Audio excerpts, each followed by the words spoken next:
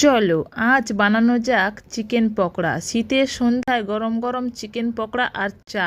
শীতের সন্ধ্যাটা খুব সুন্দরভাবে জমে যাবে। তার জন্য চিকেন পকোড়া বানানোর জন্য আমাদের লাগবে বোনলেস চিকেন।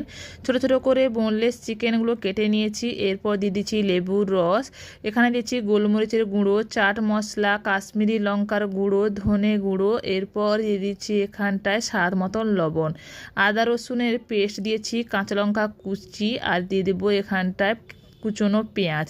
এই কুচনো পেঁয়াজ দিয়ে একবার পকোড়া বানিয়ে দেখবেন, চিকেন পকোড়া খুবই অসাধারণ লাগে। এরপর দিয়ে দিচ্ছি ধনে পাতা কুচি। এখন তো বাজার গেলেই ধনে পাতা পাওয়া যায়, আর যে কোনো তরকারিতেও ধনে পাতা ভালো লাগে, আর চিকেন পকোড়াতে ধনে পাতার এই ফ্লেভারটা খুব সুন্দর লাগে। এখানে আমি 3 চামচ মতন দিয়েছি কর্নফ্লাওয়ার, আর 4 চামচ মতন দিয়েছি চালের গুঁড়ো। এখানে কোনো ময়দা ব্যবহার করছি না।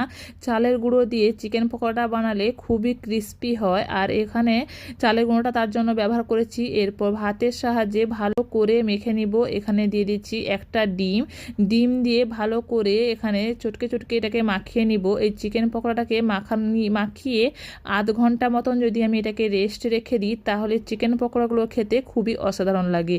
তার জন্য ভালো করে মাখিয়ে এটাকে আধ ঘন্টা মতন রেস্টে রেখে দেব। আধ ঘন্টা পরে কড়াইয়ে তেল গরম করে নিয়ে চিকেন পকোড়াগুলোকে ভেজে নেব। এইভাবে উল্টে পাল্টে চিকেন পকোড়াগুলোকে ভেজে নিলেই খুব সুন্দর লাগে খেতে, আর উপরেরটা খুবই ক্রিস্পি হয় চালের গুঁড়ো দেওয়ার জন্য, আর ভিতরেরটা খুবই জুসি হয়। এইভাবে অবশ্যই একবার চিকেন পকোড়া বানিয়ে দেখবেন, খুবই সুন্দর লাগে। আর আপনাদের যদি এই ভিডিওটা ভালো লাগে তাহলে অবশ্যই একটা লাইক শেয়ার করে দেবেন। আর কেমন লাগলো ভিডিওটা আপনারা কমেন্ট করতে ভুলবেন না। ভালো লাগলো খারাপ লাগলো আমাকে কমেন্ট করে জানাবেন।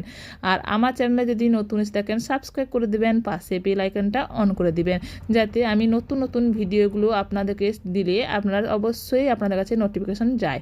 তার জন্য দেখুন খুবই সুন্দরভাবে আমার চিকেন পকোড়াগুলো এক পাশে ভাজা হয়ে গেছে। তার জন্য উল্টে দিয়ে উল্টো পাশটাও আমি ভালো করে ভেজে নেব। খুবই সুন্দরভাবে ভাজা হয়ে এসছে এবং কালারটাও খুব সুন্দর চলে এসেছে, ক্রিস্পি হয়ে গেছে চিকেন পকোড়াগুলোকে। এরপর এটাকে তুলে নিলেই আমাদের গরম গরম চিকেন পকোড়া খুবই সুন্দরভাবে রেডি হয়ে যাবে। দেখুন কতটা সুন্দর লাগছে, টেম্পটিং লাগছে।